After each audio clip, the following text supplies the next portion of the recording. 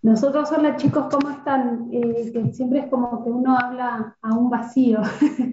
Pero bueno, la idea de la clase de hoy era tener un espacio para que ustedes puedan sacarse dudas y pensamos, digamos, una actividad también como disparadora y tenemos un PowerPoint también para repasar, digamos, un poco el esquema de análisis y algunas nociones que tal vez les venga bien eh, refrescar. Así que no sé si alguno viene ya con alguna pregunta en particular que quiera presentar o dudas administrativas, pues lo que quieran y si no avanzamos hacia la actividad.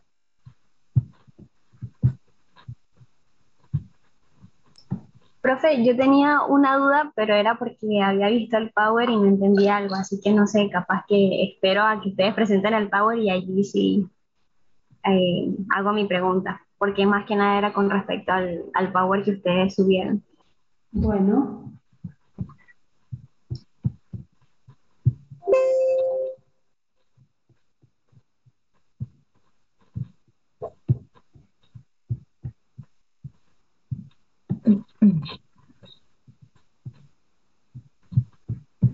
Eh, ¿Quieres, Ana, comenzar con el Power? bueno. Ana, ¿vos querés Sí, sí, sí, perdón, que estaba. hacerlo? Perfecto. Ana no está visible, pero está presente Sí, no, en es que su... sí, sí, si pongo la cámara, después se me corta toda la, la presentación. Ahí, Bueno, ahí te pasé para compartir la pantalla. sí, ahí voy a compartir pantalla. Que vean esta presentación. Ujú.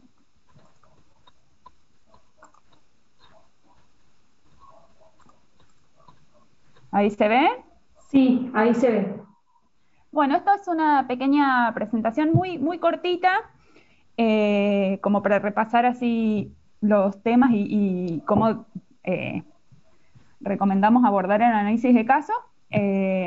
Así que bueno, eh, pueden preguntar lo que quieran o durante o después, es bastante cortita la presentación, así que si quieren la vemos toda y después preguntan. Así que bueno, voy a empezar con respecto, a ver cómo se pasan, me pasan las diapositivas. Ustedes ven ahí, ¿no? Sí, Ana, se ve bien. Está bien. Bueno, en un principio vamos a repasar los conceptos básicos asociados a bioética, que son el concepto de moral y de ética. La moral es el conjunto de costumbres, las normas de conducta que permiten la convivencia entre los individuos de una sociedad. Y la existencia de esta moral justamente es la que permite a los individuos hacer elecciones basadas en criterios que consideran adecuados, es decir, si un acto es correcto o incorrecto. Y la moral va a depender de un contexto sociocultural determinado, es decir, para una ciudad en un determinado tiempo va a haber ciertos actos que van a ser considerados correctos e incorrectos, pero para esa misma ciudad, a lo largo del tiempo, para atrás o para adelante, tal vez esos actos ya van a ser considerados distintos. Y lo mismo para dos ciudades eh, con distinto contexto sociocultural, van a tener tal vez distintos criterios para qué actos son adecuados o inadecuados. Asimismo, la ética es la ciencia que estudia la moral, es la que intenta entender y explicar la vida moral, es decir, implica reflexionar y preguntarse si se debe aceptar o no una determinada moral y por qué un acto es considerado correcto o incorrecto. Más particularmente, la bioética se encarga del análisis crítico de las implicancias éticas producidas, como estuvimos viendo a lo largo de este cuatrimestre, por el desarrollo, el avance tecnológico, la innovación de la ciencia de la vida, la salud, particularmente la medicina, y el medio ambiente, como vimos en esta última unidad. Y tiene en cuenta las dimensiones socioeconómicas, la jurídica y la política. Y como vimos, presenta un enfoque interdisciplinario, plural y laico. En particular, en el campo de la medicina, como estuvimos viendo a lo largo de la materia y en las actividades de los foros, la bioética nos permite identificar, analizar, evaluar y abordar los problemas y dilemas éticos emergentes de la práctica e investigación en salud, centrándonos tanto en el personal de salud como en la comunidad a la que asisten. Y el objetivo de todo esto es dar respuestas adecuadas a las realidades y contextos particulares de cada uno de los participantes, digamos. Entonces, de alguna manera, la bioética lo que nos va a proponer es, a través de la discusión crítica, la reflexión y la argumentación, permitir la toma de decisiones o determinar si un curso de acción es correcto o incorrecto, ya sea un curso de acción a tomar a futuro o un curso de acción que se ha tomado previamente, ¿no? Para esto existen las teorías éticas, que son teorías filosóficas que intentan fundamentar la moral, que justifican la validez y la legitimidad, que son las teorías que hemos estado viendo. Y estas teorías brindan el marco de referencia para reflexionar sobre si un acto es correcto o no y evaluar los juicios morales y el carácter moral. De esta manera, las teorías éticas nos dan las herramientas, como hemos visto en la materia, para analizar los casos y tomar decisiones y resolver los problemas éticos. Cuando ustedes hacen un análisis de caso, que muchos de ustedes lo han estado haciendo muy bien en los foros, pero en otros casos son un poco incompletos, que para lo que es la actividad del foro, que implicaba la lectura de los textos y el análisis, está bien, pero en el caso de los parciales se va a esperar que las respuestas sean más completas. Lo que ustedes tienen que pensar es que, así como han estado trabajando estas últimas clases en grupos y han discutido entre ustedes, lo que ustedes tienen que pensar es justamente eso, que el análisis del caso que ustedes hagan les tiene que servir para presentar el caso en una reunión con otros profesionales y poder exponer su punto de vista y por qué ustedes analizan el caso de determinada manera. Es decir, lo van a charlar con otros profesionales o con miembros de un comité de ética clínica, con el objetivo justamente de intercambiar y evaluar con los demás sus conclusiones, escuchar su punto de vista y escuchar el punto de vista de los demás. Y los demás tienen que poder entender por qué ustedes están exponiendo lo que están exponiendo. Entonces, volviendo a las teorías filosóficas, vimos a principio de la materia que hay teorías que se centran en el agente, hay teorías que se centran en el acto y hay teorías que se centran en el efecto de la acción. Con respecto a las teorías que se centran en el efecto de la acción, teníamos la ética teleológica o consecuencialista, dentro de las cuales vimos la ética aristotélica, donde la meta es buscar que los seres humanos, la felicidad de los seres humanos, la cual se alcanza a través de la virtud, y el utilitarismo, donde se busca alcanzar el placer para el mayor número de seres vivos. Por otro lado, también vimos la ética deontológica, que está basada en el acto en sí. Dentro de las deontológicas tenemos la ética kantiana, donde se habla de la conciencia individual, donde uno determinará interiormente si la acción que uno quiere que se lleve a cabo es universalizable o no. Y después la ética del discurso, que habla de una comunidad ideal donde todos los miembros afectados tienen que estar de acuerdo con una acción o no. En la práctica existió la necesidad de desarrollar teorías que se basen en los derechos de los pacientes, y es por eso que después también vimos, y que son las que más hemos utilizado para análisis de caso, la teoría de los principios, de la ética biomédica, la teoría de la ética del cuidado y de la teoría de bioética y derechos humanos. Con respecto a esto, quiero aclarar que la teoría de los principios, recuerden que son 4 principios, beneficencia y no maleficencia son 2 principios separados, porque siempre a veces cuando justificaban los ponían como uno solo, y no, y son autonomía, beneficencia, no maleficencia y justicia, son 4 principios, y cuando ustedes analizan un caso con esta teoría, tienen que analizar los 4 puntos, o sea, no basta con solamente, no sé, autonomía y explicar por qué la autonomía del paciente no está siendo respetada. Tienen que ir a los 4 puntos de la teoría. Bueno, esto es cómo se aborda el análisis de un problema bioético, que esto lo hemos puesto en los cierres de los foros, creo que por lo menos una vez, y no sé si más de una vez. Habría 4 puntos a seguir que los pueden guiar bastante bien en lo que es el análisis. Obviamente, primero leer la consigna claramente, señalar y resumir los hechos, identificar los actores, intereses involucrados, y de esta manera van a poder identificar el punto de conflicto, después identificar los valores morales implicados, identificar el problema ético. ¿Esto qué quiere decir? ¿Qué conflicto existe entre los valores, principios y derechos que han identificado previamente? Y en este 4º punto es aplicar la teoría y de esta manera justificar y argumentar la decisión y establecer las líneas de acción a seguir. En este punto es muy importante porque es, digamos, el desarrollo principal que tiene el análisis de caso, y ustedes tienen que poder asociar las teorías que están utilizando al caso. Por ejemplo, en el caso de derechos humanos, si ustedes quieren decir que tal o cual derecho está vulnerado para el paciente, tienen que explicar por qué ese derecho está vulnerado. No basta con enumerarlos nada más. O sea, nos tiene que quedar claro a nosotros y a la persona que escuche cuando ustedes exponen el caso, por qué ustedes están considerando que ese derecho está siendo vulnerado en ese caso que están analizando. Porque si no queda incompleta la respuesta. O sea, tal vez es muy obvio por qué un derecho está siendo vulnerado, pero lo tienen que poder explicar en el contexto del caso. Y bueno, y acá de vuelta, ¿qué es un problema ético? Son los problemas justamente que se encuentra una confrontación entre los valores, derechos o principios en un acto. Y despejar el problema implica justamente identificar qué pasa en la realidad y contrastarlo con cómo debería ser, eso también les puede ayudar a resolver el caso, identificar para quién resulta el problema y cómo la intervención de otras personas puede solucionar ese problema, que eso lo han venido haciendo bastante bien en los foros. Y por último, para tener en cuenta, es que el paciente siempre es el protagonista. Ustedes van a ver que a veces cuando se introduce el caso se nombran otros participantes que son secundarios a la historia, y a veces como que en el desarrollo del caso intentan también solucionar el problema de este personaje secundario, pero ustedes lo que se tienen que centrar justamente es en el personaje principal, que es el paciente. A esa persona es a la que se le tiene que brindar una solución en los casos que estamos analizando. Bueno, y eso hay otras personas involucradas también, que son las instituciones, organizaciones sociales, que cada uno va a poder contribuir a la resolución del caso de manera distinta.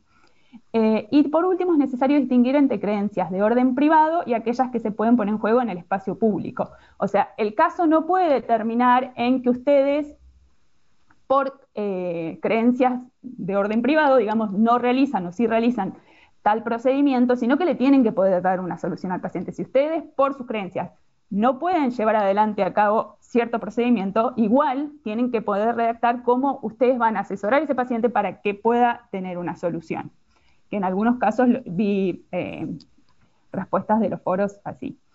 Y esa sería la última diapositiva. ¿No? Stop share. Acá está. No sé si fui muy rapidito, pero me parece que es bastante... A la velocidad de la luz. Ese es mi problema, que voy bastante rápido cuando hablo. Pero no estuvo claro. Profe, es que mi duda es con respecto, bueno, a lo último que estuve explicando la otra profe, acerca del orden privado. O sea, en sí, ¿a qué hace referencia eso exactamente cuando habla de creencias de orden privado y aquellas que se pueden poner a... Ahí lo que decía allí, que no alcancé a notar, fue muy rápido. Bueno, Pero era con respecto a eso. A la objeción de conciencia, ponerle con respecto al aborto, es lo primero que se me puede ocurrir.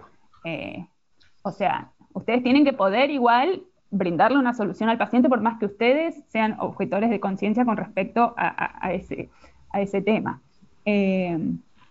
Claro. Ah, bien. O sea, ustedes lo que se tienen que... O sea, haría referencia a eso entonces, como ejemplo. Hay otros casos donde se puede aplicar.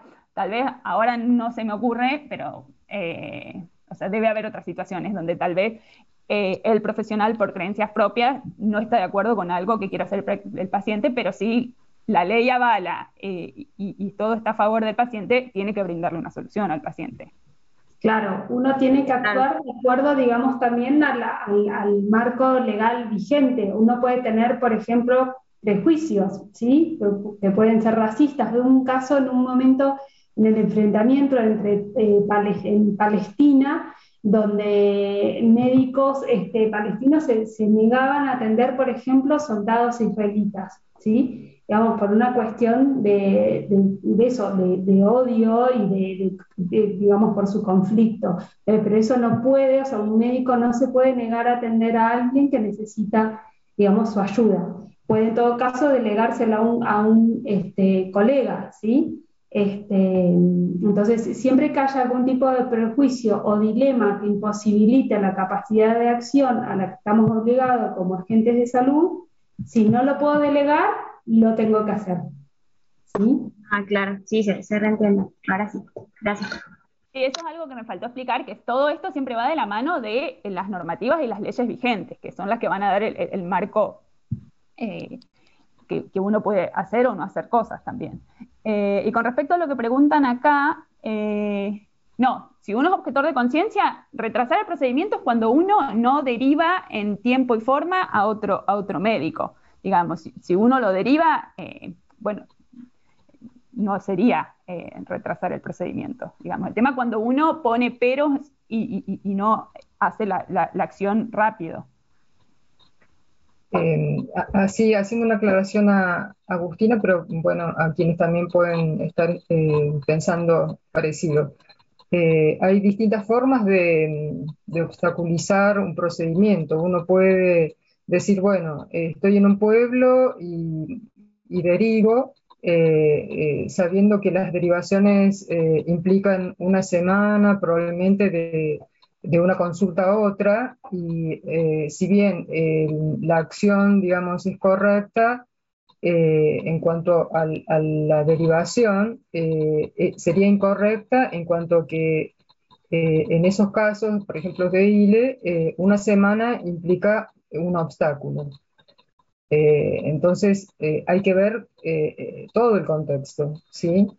Entonces, una forma de retrasar también sería, por ejemplo, hacer interconsulta con el psicólogo, que lo vea el psicólogo, el asistente social, que el laboratorio, la ecografía, antes de darle una respuesta. A veces es una forma de obstaculizar el procedimiento. ¿Mm? Entonces, hay situaciones en que una semana implica mucho más que en otras, ¿sí? Hay procedimientos que necesitan procedimientos de urgencia, o sea, decisiones de urgencia, que a veces un día o 2 días implica la vida del paciente. Otras se puede dilatar, o sea, una semana a veces. eh, Puede haber una cuestión de organizativa, de solicitar una derivación, buscar la ambulancia, o sea, hay distintas situaciones, ¿sí? Porque puede ser un embarazo de alto riesgo y que es necesaria una ambulancia especial con el médico y el enfermero, o sea, hay un montón de situaciones que se pueden, eh, se tienen que organizar, por ejemplo, para una derivación de un pueblo a otro, de acuerdo a la patología o no del paciente. Entonces, también hay que evaluar el contexto. Uno no puede decir rápidamente si esto es obstaculizar o no. Hay que evaluar todo el contexto. Sí, lo que iba a agregar es lo que preguntaron ahí, que justamente el profesional médico igual tiene que poder brindar información, más allá de que realice o no realice un procedimiento, es su obligación brindar toda la información al paciente. Previo y posterior. O sea, en eso no se puede negar. Perdón, yo tengo una consulta respecto al tema del aborto, justamente en los casos en los que está permitido, según la ley, acceder a la interrupción legal. Tomamos como referencia lo que dice el Código Penal, según las dos situaciones en las que representa un peligro para la madre o en caso de una violación, o tomamos lo que dice la nueva ley, que dice que incluso que se puede acceder al aborto, digamos, hasta la semana 14 inclusive, sin dar un motivo o una explicación, digamos, sin una causa. Lo que establece la ley y lo que establece el Código Penal no es contradictorio. Justamente lo que vino a hacer la ley, y eso creo que lo vimos cuando en el Power que se agregó sobre ILE, lo que se trató de marcar en esa oportunidad es justamente que esta nueva regulación plantea un sistema que se denomina mixto de causales y de plazo. Esto implica que es abiertamente libre la interrupción del embarazo en una primera oportunidad en un sistema de plazos, es decir, hasta la semana 14. Transcurrido ese momento empiezan a jugar las causales, que son las que prevé la ley y que están en consonancia con la regulación actual del Código Penal. Recuerden que el Código Penal también fue reformado como consecuencia de la sanción de la nueva ley.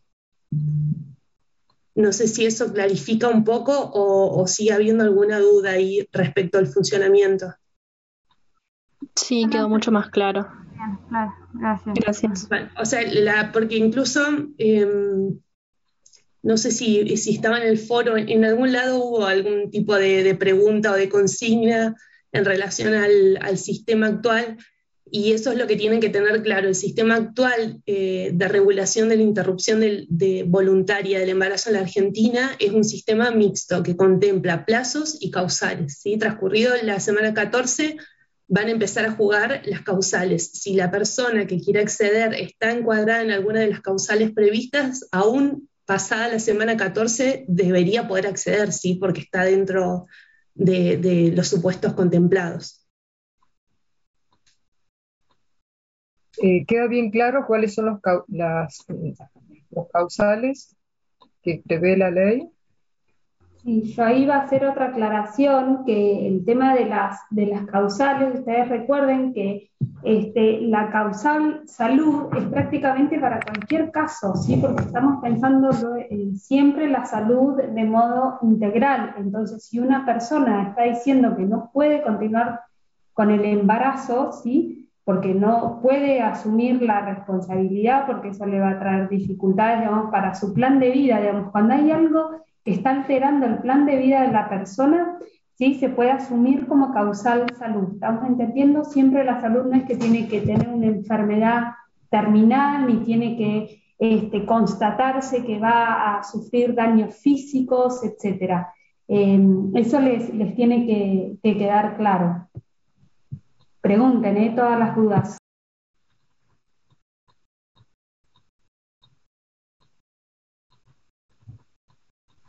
Profe, yo tenía una consulta con respecto a la objeción de conciencia que lo habíamos visto.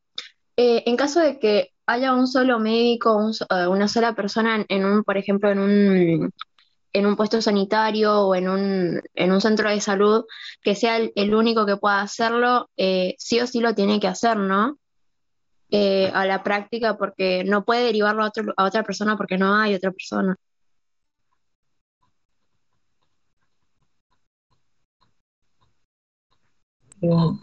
Perdón, estaba leyendo el chat. ¿Puedes repetir la pregunta? Sí, era que sí, en caso de que en el tema de la objeción de conciencia, si hay un solo profesional, o sea, no hay otra persona a quien se la pueda derivar, más allá de que sea objetor de conciencia, tiene que hacerlo igual, ¿no? A la práctica. O sea, si no hay otra persona a quien derivarla, porque si no se obstaculiza el derecho de la persona, del paciente, digo. Sí, es así, o sea, si no hay a quién derivarlo, si la posibilidad de derivación es muy engorrosa o muy dificultosa o sería obstaculizar o ponerla en peligro, sí, tiene la obligación de hacer la intervención, si no hay a quién derivarlo. Profe, pero eso aplicaría en el caso de que esté en peligro la salud del paciente, No, no, no. ¿no? O sea, por eso tenemos que hacer la diferencia en interrupción voluntaria del embarazo antes de las 14 y posterior a las 14. Eh, Como estamos diciendo, antes de las 14 semanas prácticamente no hay muchos motivos de que no pueda acceder, porque cuando la salud es lo que estamos poniendo en juego, la salud es en toda su integridad. O sea, se puede aducir que el continuar con el embarazo le puede provocar un malestar, una situación eh, eh, que no lo puede afrontar. La paciente puede decir, no, no puedo afrontar este embarazo por situaciones económicas, por situaciones eh, psicológicas, puede aducir eso. Es más, no tiene que explicarlo tampoco, tiene que hacer una declaración y nada más, una declaración jurada, ¿m? Con el pedido y el consentimiento informado para la realización de la práctica antes de las 14. Posterior a las 14, entonces sí, allí estarían las causales de salud que tienen que poner en juego la salud o la vida, que son dos: causal salud, causal vida, y la tercer causal, que es de violación. Por esas tres causas se puede pedir, solicitar, en ese caso, posterior a las 14 semanas, la interrupción voluntaria del embarazo. Por eso a veces dicen causal salud y nos quedamos con eso. No, es causal salud y vida. O sea, si el embarazo pone en peligro la vida de la paciente, es un causal para solicitar y que sea viable legalmente, ¿no es cierto? ¿Se entiende mejor cuál es la diferencia antes de las 14 y posterior a las 14 semanas?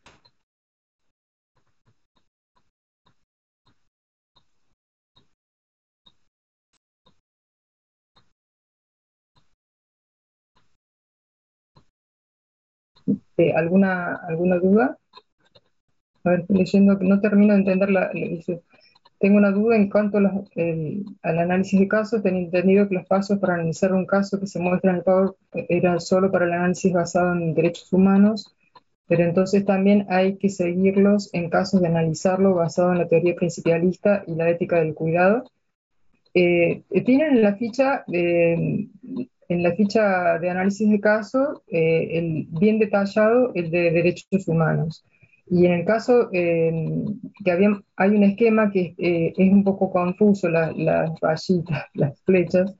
eh, es como que hay, digamos, una forma que está bien detallada en derechos humanos y las otras que también podrían ser analizados los casos centrándonos en las distintas teorías, que puede ser en la teoría principialista o a través de la teoría de la ética del cuidado, o también en la teoría utilitarista. O sea, hay distintas formas de analizar los casos y como que los pasos más detallados están en el ejemplo basado en derechos humanos. Sí, eso vamos a tener que rever ese dibujito que quedó un poco confuso. Después lo vemos. Profe, yo tengo otra consulta. Ahora que estaba explicando eso, nosotros tenemos que, los casos que ustedes nos den, tenemos que analizarlos desde todas las teorías éticas o desde la que ustedes nos vayan a pedir. Por ejemplo, desde los derechos humanos, por ejemplo, realizarlo o argumentarlo basado en ese análisis de caso o en todas las que ustedes nos han enseñado a lo largo de la cursada. No, en general lo que tienen que hacer es siempre leer bien las consignas, ¿sí? Y no responder automáticamente según el ejercicio que venimos haciendo. Uy, perdón, antes, no, pensé que estaba en duda. Una aclaración.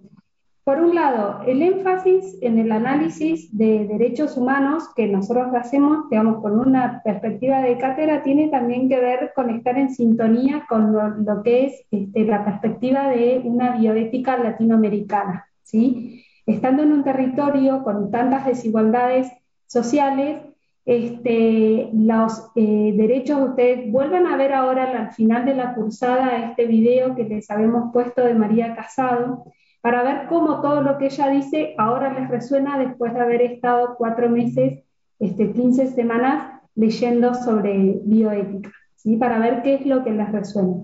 Los derechos humanos se vuelven como el acuerdo mínimo, ¿sí? A partir del cual poder tomar medidas racionales, ¿sí? Y la bioética latinoamericana hace foco en esa perspectiva, ¿sí? Por eso nosotros enfatizamos en el análisis bioético con perspectiva desde los derechos humanos, ¿sí? Eso por un lado.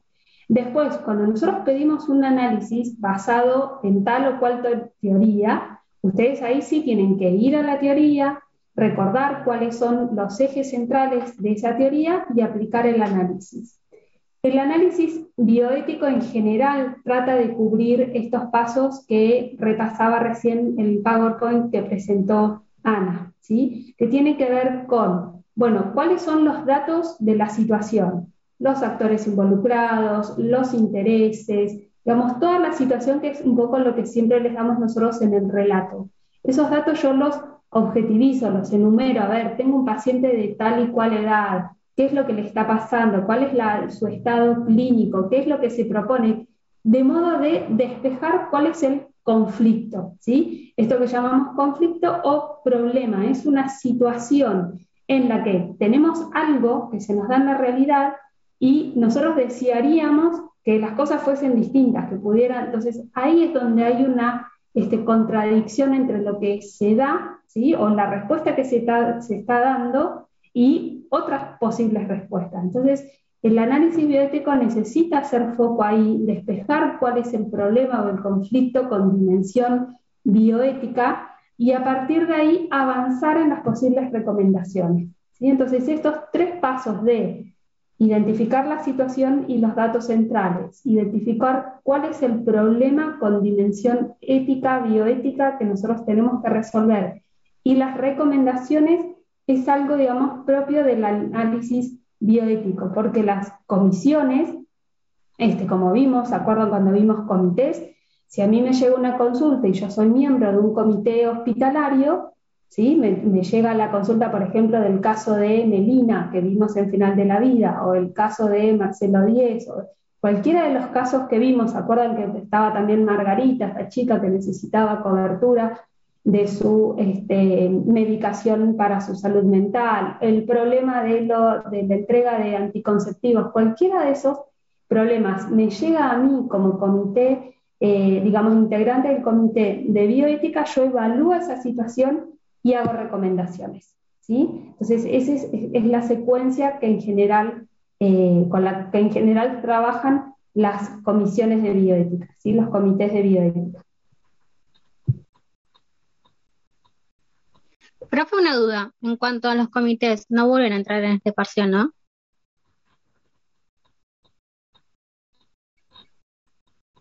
Está silenciada. Profe, está silencio. Que los parciales son integradores, ¿sí? La lógica de la materia es integradora. Entonces, o sea, visto los comités, nada, no es que se pueden olvidar de lo visto. Entonces, el segundo parcial es integrador. Obviamente que vamos a hacer más énfasis sobre los últimos temas vistos, pero la idea es que ustedes puedan dar cuenta, digamos, de todos los temas vistos. No escatimen estudio. Ustedes siempre piensen que están terminando de cursar una materia y que también están de cara hacia el final, ¿sí? Más allá de sus cálculos mentales sobre la posibilidad de promoción o lo que sea, ¿sí? Siempre están de cara, digamos, al final y tienen en un segundo parcial, tienen que tener una visión integradora, ¿sí? Tienen que buscar sentirse más cómodos que el primer examen, donde todo es demasiado novedoso. Profe, y aprovechando que tocó el tema de promoción, quería preguntar si la promoción es directa o si tiene algún que otro requisito para promocionar con en base a las otras materias.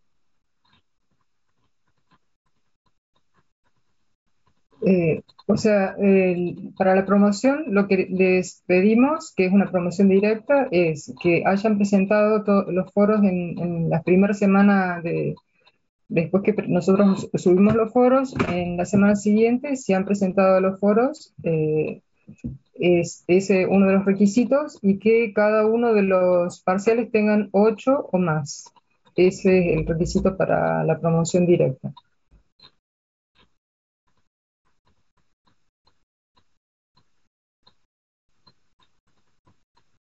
Sí, algunos docentes hemos calificado, calificar con 1 significa que los hemos leído, es un poco, es una tilde para nosotros para cuando retomamos la lectura, más que nada, no es una calificación numeral ni nada de eso. No, nos permite el sistema poner 1 o 2 o nada más, pero básicamente es más que nada una tilde nuestra. Ahí hay una consulta sobre ILE de Agustina, si si tienen que resolver algo vinculado con ILE, lo tienen que hacer sobre el marco de la nueva ley o lo que está en PEDCO. En realidad, lo que estaba en PEDCO era que por ahí es el protocolo de actuación, me parece que eso es lo que está subido, de la provincia de Neuquén, que fue justamente lo que salió hacia el 2015, después del fallo FAL.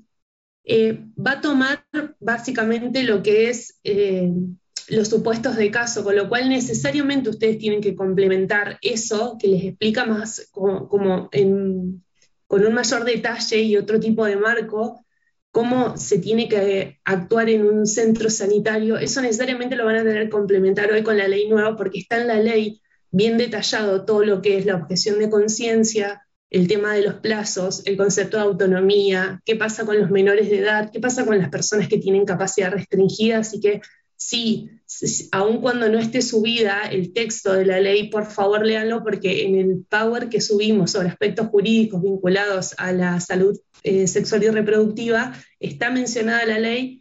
Así que si quieren, tomen ese Power como una guía de los puntos a destacar de la ley, pero tienen que leerla la ley, ¿sí? No es demasiado larga tampoco. Salteen si quieren la parte que es reglamentaria y que va a reglamentar la cuestión organizacional dentro de cada provincia, pero las nociones básicas están ahí, así que léanla porque esa es la nueva normativa que tienen que saber hoy.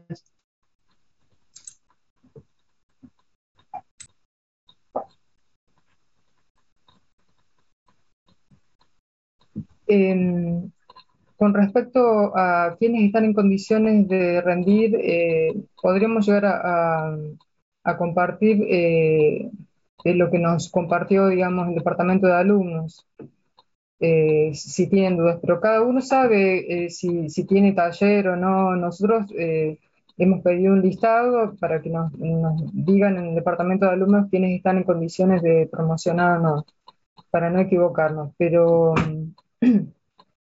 cuando tengamos todos los resultados, generalmente subimos el listado de los que están en condiciones de promoción directa, y si hay alguna duda, no lo subimos directamente al acta y esperamos un tiempo, porque por allí nos podemos equivocar nosotros o nos falta alguien, que ya nos ha pasado. Así que siempre subimos quienes están en condiciones de promocionar. Y si hay alguna duda, bueno, se dirigen a cualquiera de nosotros, no hay problema. Pero cada uno sabe si tiene taller o no. Son muchos, la verdad, son muchos. Tratamos de ser prolijos, pero bueno, hay cosas que nos llevan mucho tiempo. Así que ahora tienen que concentrarse en el examen.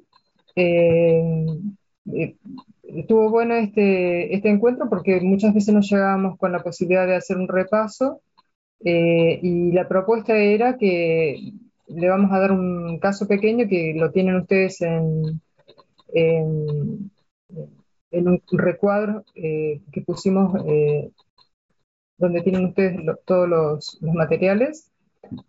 Así que los vamos a dividir en grupitos. Vamos a hacer un análisis de un caso con dos personajes, para que ustedes, para que podamos hacer el ejercicio de como si fuera un caso del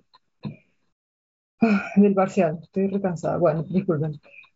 Así que bueno, lo tienen el caso, los vamos a dividir en grupos y 20 minutitos y nos volvemos a reunir para hacer un pequeño repaso sobre este tema en especial.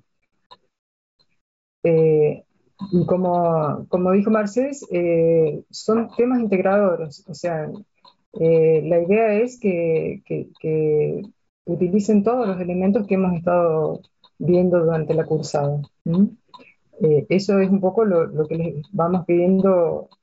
Le vamos a pedir que cuando ustedes se escriban, porque hay partes a desarrollar en el examen del parcial, que pongan todo lo que saben, que sean claros, y bueno, esa es la idea. Así que bueno, ahora los vamos a dividir en 6 grupitos para que sean más fáciles para usted, para trabajar. 20 minutitos y sobre el caso que ustedes tienen ya subido. ¿Mm?